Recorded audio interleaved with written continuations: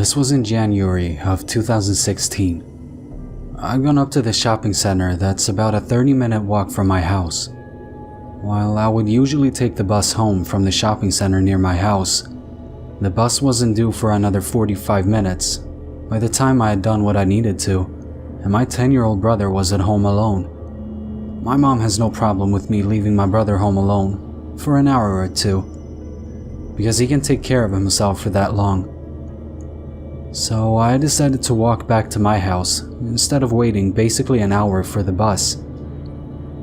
On the way home, I saw a man, maybe 40 to 45 years old, walking in the opposite direction to me. As he turned the corner to walk towards me, I got the impression that he didn't look right. Probably because as he was walking, he was just staring at me. As he walked past me, I got a sinking feeling, like when you're on a plane and it starts to descend. As I continued to walk, I felt like someone was following me. So when I got to the bus stop, I made it look like I was checking the bus times, which gave me an excuse to turn around. And once I did, my heart started racing. This fucker had changed direction and turned 180 degrees to walk in the same direction as me. He was walking faster than he was before, and this freaked me out. I was close to the road that I would usually turn up to get to my street. I turned up the street and had walked about 25 meters up it when I heard crunching of a chip packet that I knew I had passed. He was still behind me. I decided I'd cross the road to put more distance between us and to also get to the street that was across from me. From here, I could go a longer way home. This longer way home had a lot of corners, making following me a lot harder to do.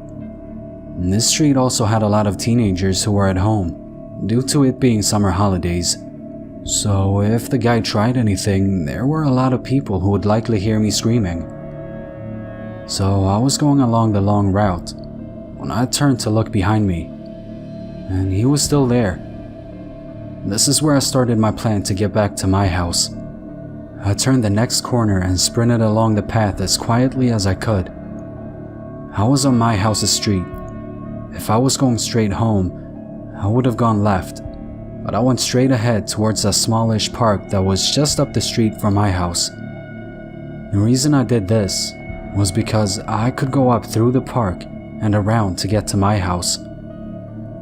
As I was crossing the road to get to the park, I looked back, and I saw him jogging up the path I'd just come from. He saw me and started sprinting towards me. Luckily, I had a 150-meter head start. I ran through the park, up and around to the left. The area behind the park is like a maze, so this gave me an advantage. Once I was behind the park and out of his sight, I continued sprinting for a house that had an old shed in its front yard.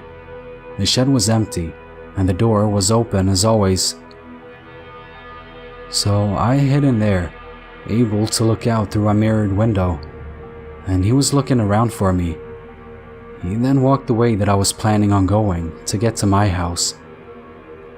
I was still too scared to leave the shed, so I waited for about 10 minutes before I saw him walking back towards the park on his phone, and I heard part of what he was saying to the other end. Yeah, I lost her, but I think she lives around here. She's a crafty bitch though.